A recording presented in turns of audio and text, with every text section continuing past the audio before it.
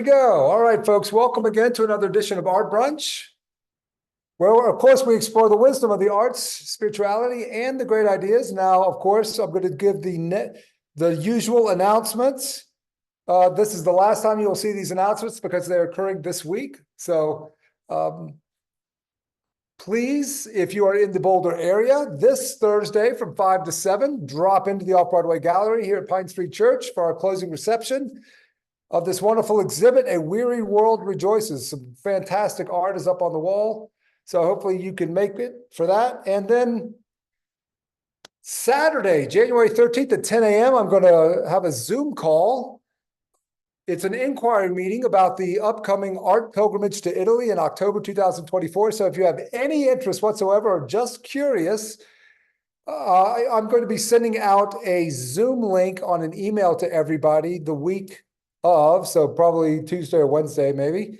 So look out for that, and please attend if you can.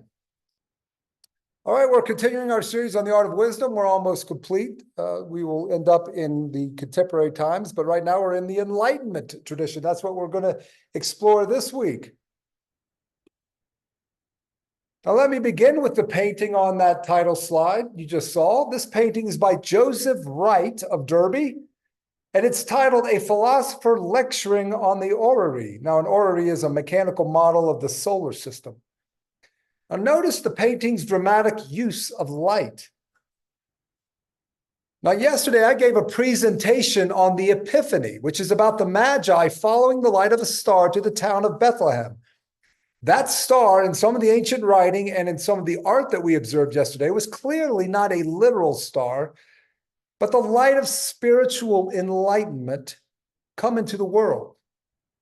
Now, the Enlightenment we're going to examine today actually begins during the late Middle Ages and the early Renaissance. It begins as spiritual light, like Epiphany. But during the 17th and 18th centuries, that light, spiritual light, will transition to the light of reason, overwhelming the shadows of superstition, political and clerical authoritarianism, and even vice. Because of the work of medieval scholastics and theologians like Thomas Aquinas, the church initially encouraged all these sciences. Because God created the universe and all living creatures and the vegetation in it, then the study of these subjects promised to reveal the very nature of God. This is what the church thought, so they encouraged a free exploration. Truth, after all, was one of the highest values of the church. During the 14th and 15th century, there emerged in Italy and France a group of thinkers known as the humanists. Nearly all of them were faithful members of the Catholic Church. They, too, believed that the proper worship of God meant reverence and study of God's creation. Galileo Galilei used the same sort of logic the scholastics and humanists used, reinforced by observation, to argue in 1632 for the Copernican notion that the earth rotates on its axis beneath the unmoving sun. But the jewel of the created order for these devout scholars was the subject of humanity. By celebrating the human race and its capacities, they argued they were worshiping God more appropriately than even many of the corrupt priests and monks who continually and hypocritically harped on original sin. In Renaissance Italy, Pico della Mirandola, in Orations on the Dignity of Man, argued that because we are made in the image of God, we are actually higher than angels because we are endowed with freedom to pursue excellence in any area of life. We even share in some of God's creative power. The painter, the architect, the musician, and the scholar, by exercising their intellectual powers, were fulfilling divine purposes. This celebration of human capacity quickly spread throughout Western Europe. Ancient manuscripts of the Greeks and Romans were rediscovered and studied, and Enlightenment thinkers sought not only to replicate their successes in the arts, philosophy, and the sciences, but to exceed them. Now, we are still in the 6th century, and Europeans during this time believed that tradition, both classical and Christian, could and should be used to promote change, positive change in the world. This discovery that Christianity was a major catalyst for the Enlightenment, well, it often surprises many students.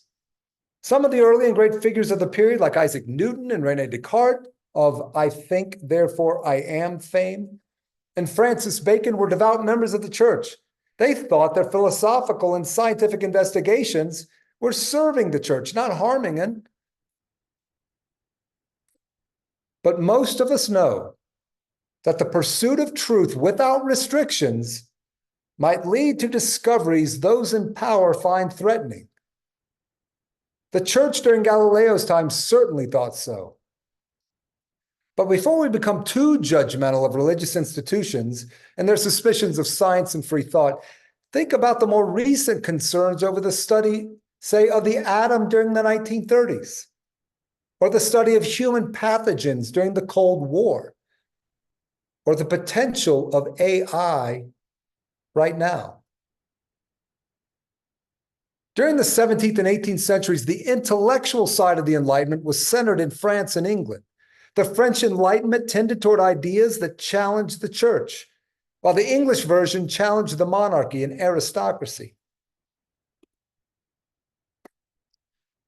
This painting depicts Enlightenment thinkers, including Jean-Jacques Rousseau, Montesquieu, and a bust of Voltaire. It's there, can you see it? In a drawing room, gathered for a reading of one of Voltaire's plays. Thinkers on both sides of the English Channel believed in shedding the light of reason on the world. By doing so, they brought into question traditional ideas and ways of doing things. The scientific revolution is based on empirical observation and not on metaphysical speculation or divine revelation. By using their minds and their senses, they concluded that the universe behaved according to universal and unchanging laws. Isaac Newton was a key player in this regard. This scientific approach to understanding our world would provide a model for a rational examination of human institutions like the church and government. French and particularly English Enlightenment thinkers also discussed political ideas that are the founding principles of any democracy. The idea of the importance of the individual who can reason for herself, the idea of equality under the law, and the idea of natural rights. Now, besides René Descartes, the French Enlightenment was led by these heavyweights: Voltaire, Jean-Jacques Rousseau, going to add Montesquieu, Francois Rabelais, and Denis Diderot.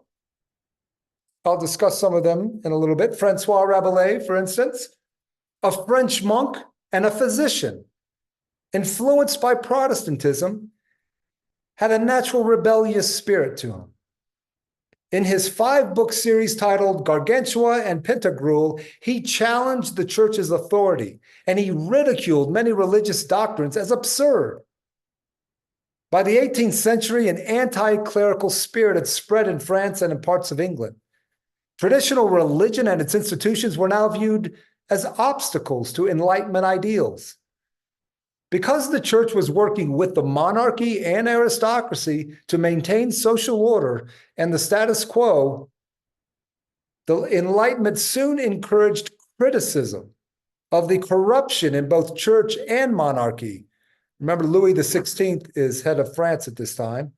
Also encouraged criticism of the aristocracy. The divine right of kings and the idea that God ordained societal hierarchies came under direct attack in the writing of French philosopher artists. The pen became mightier than the sword. And as we will see a little later, perhaps the palette also became mightier than the sword. Denis Diderot, Enlightenment philosopher, writer, and art critic, was the editor-in-chief of the famous, infamous, if you were a government official or in the church, Encyclopédie, or a systematic dictionary of the sciences, arts, and crafts. This book became highly influential. It was conceived as a collection of all available knowledge, And it directly challenged the authority of the Roman Catholic Church and of the aristocratic government, both of whom tried to suppress it. Now, like other French thinkers, Diderot believed that the best way to spread Enlightenment ideas was through the arts. So he wrote novels reflecting his ideas. He also stated that the aim of art was, quote, to make virtue attractive, vice odious, ridicule forceful. That is the aim of every honest man who takes up the pen, the brush, or the chisel.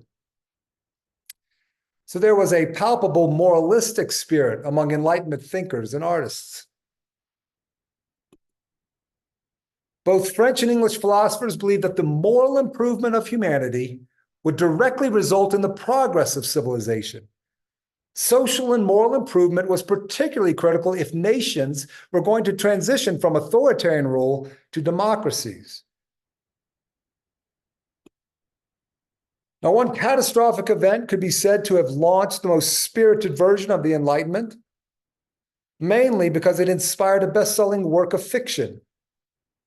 On November 1st, 1755, Lisbon, Portugal experienced a massive earthquake, 8.5 on the Richter scale, so incredibly massive, which led to a tsunami, which led to expansive fires that nearly laid waste the entire city. Now, that date is special. It was All Saints' Day in the church. So many devout Christians were participating in religious observances. Thousands of them died during these religious services. People were asking, was God really looking out for the faithful? Was God truly all-powerful and good? Now, one of our Enlightenment thinkers was profoundly affected by the catastrophe and spent a great deal of time reflecting on its meaning. I'm speaking of Voltaire. He wrote a poem about it titled On the Lisbon Disaster, or An Examination of the Axiom, All is Well. I'd like to read it. It's very short, just 2 slides worth. Unhappy mortals, dark and mourning earth, affrighted gathering of a human kind, eternal lingering of useless pain. Come, ye philosophers who cry, all's well, and contemplate this ruin of a world. Behold these shreds and cinders of your race, this child and mother heaped in common wreck, these scattered limbs beneath the marble shafts, 100,000 whom the earth devours, who, torn and bloody, palpitating yet, entombed beneath their hospitable roofs, in racking torment in their stricken lives. To those expiring murmurs of distress, to that appalling spectacle of woe, will ye reply, you do but illustrate the iron laws that chain the will of God? Say ye, ere that yet quivering mass of flesh, God is avenged, the wage of sin is death. What crime, what sin had those young hearts conceived that lie bleeding and torn on mothers' breasts? Did fallen Lisbon deeper drink of vice than London, Paris, or sunlit Madrid? This poem expanded into a longer work of literature that encapsulates beautifully and humorously a critique of traditional ways of thinking. That is this work, Candide, also by Voltaire. Now, I was assigned Candide in school, and I thought at first that it would be a typical grind of a read with its antiquated language. That was what I was assuming. But I found myself pleasantly surprised at how funny and engaging it was. Now, forgive me for this one. I'm going to give you a one-paragraph summary of it that I got entirely from Wikipedia. So this is a quote. I guess I was a little lazy in developing a summary on my own, but I honestly didn't think I could improve on the brevity of Wikipedia. So here it is, straight from that site. The story begins with a young man, Candide, who is living a sheltered life in an Edenic paradise and being indoctrinated with Leibnizian optimism by his mentor, Professor Pangloss. Leibniz was a philosopher at that time who had a very optimistic philosophy. The work describes the abrupt cessation of this lifestyle, followed by Candide's slow and painful disillusionment as he witnesses and experiences great hardships in the world. Voltaire concludes Candide with, if not rejecting Leibnizian optimism outright, advocating a deeply practical precept. We must cultivate our garden. In lieu of the Leibnizian mantra of Pangloss, all is for the best, in the best of all possible worlds. Now, in the book, the Lisbon earthquake is mentioned as a prime example of the absurdity of such optimistic philosophies.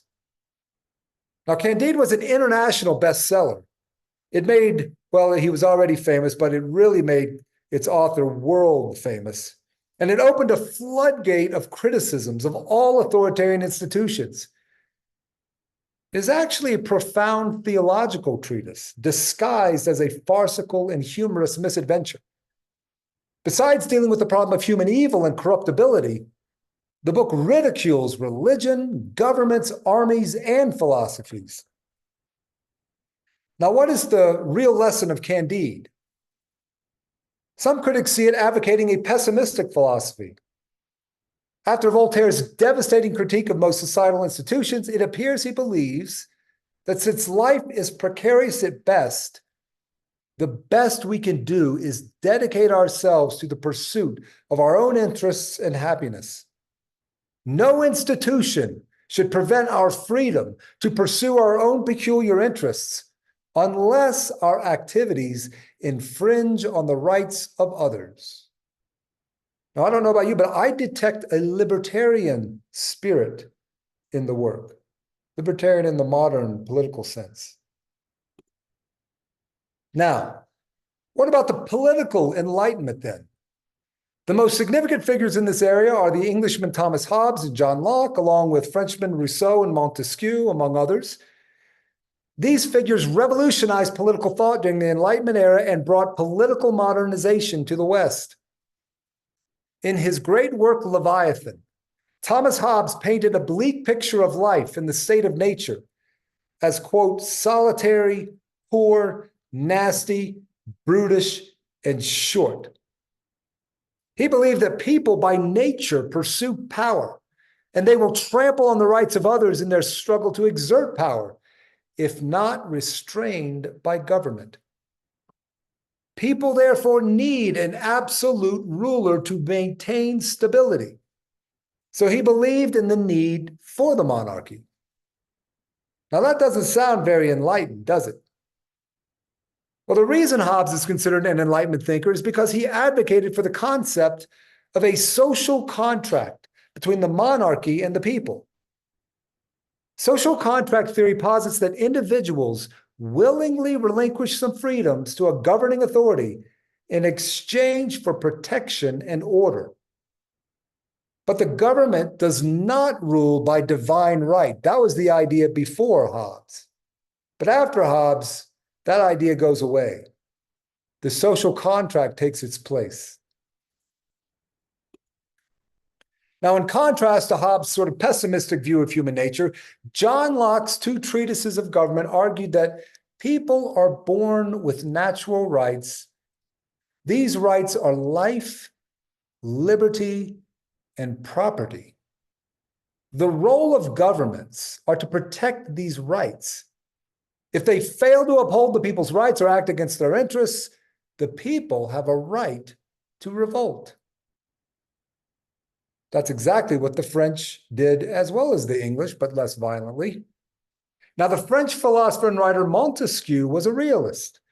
He agreed with both Hobbes' idea that people, including political heads of state, will naturally pursue power over others, and he also agreed with Locke's view that the role of government should be to protect our personal freedoms, and if it fails to do so, rebellion is inevitable. Well, if these are both true, then political revolutions will constantly occur because governments in their pursuit of power will always trample the rights of the people, who in turn will always revolt. So Montesquieu advocated a pragmatic solution. the separation of powers. He thought the way to check power in government was to make the executive branch, the legislative branch, and the judicial branch of government separate but equal in power. That way they serve as a check on the power of the other branches.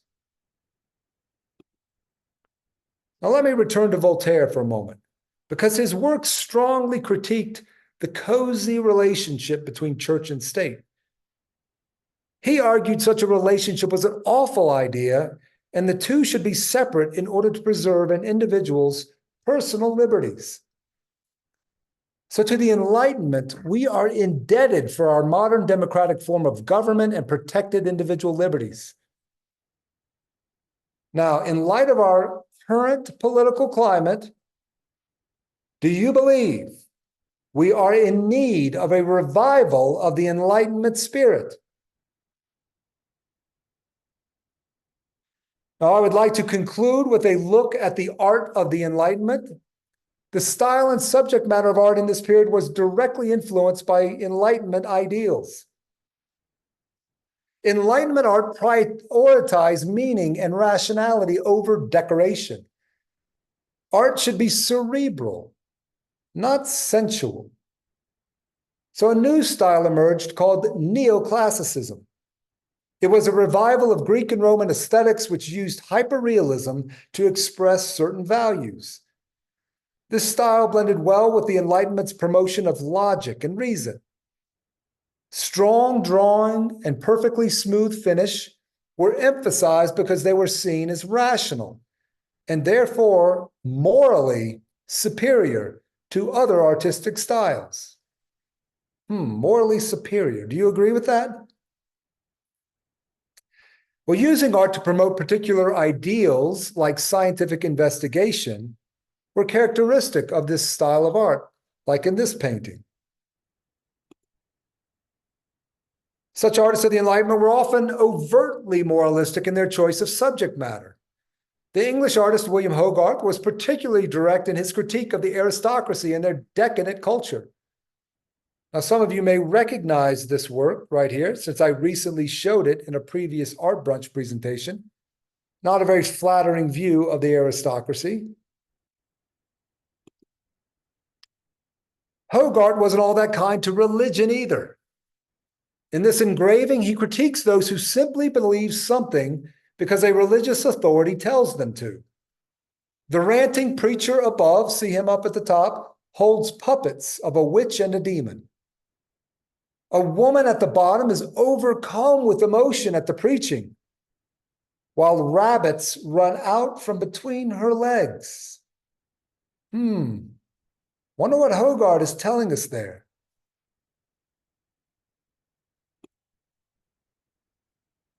Enlightenment thinkers and artists like Hogarth sought the improvement of humanity, and so their works critiqued moral failings. A Rake's Progress was a series of 8 oil paintings depicting the fictional Tom Rakewell's decline and fall. He was the free-spending son and heir of a rich merchant. In the story, he comes to London, wasting his money on luxurious life, buying the services of prostitutes and gambling. He ends up in prison, and he's finally committed to a hospital.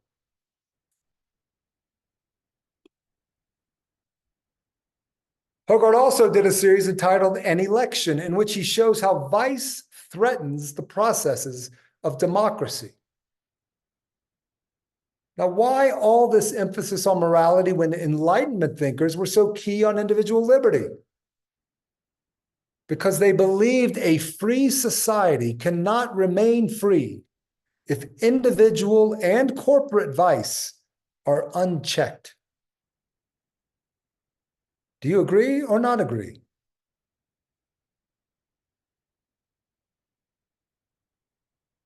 Well, to sum up the key ideas in the Enlightenment, here they are. Revival of classical art and ideals. Emphasis on the light of reason to guide thought and behavior. The government exists to preserve rights and liberties. In other words, to serve the people. And the necessity for moral growth to preserve democratic values and institutions.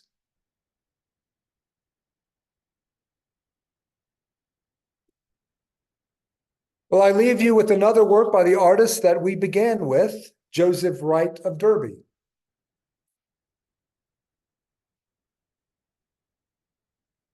Give you a moment with it.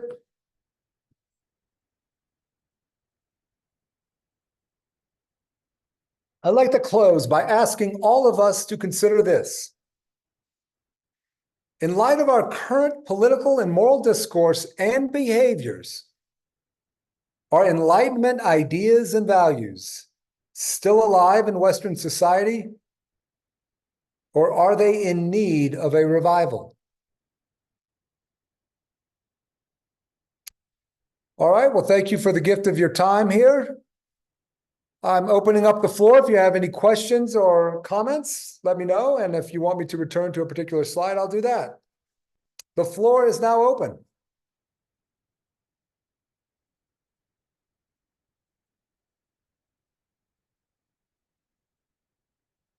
And don't forget to unmute yourself if you'd like to ask a question or make a comment.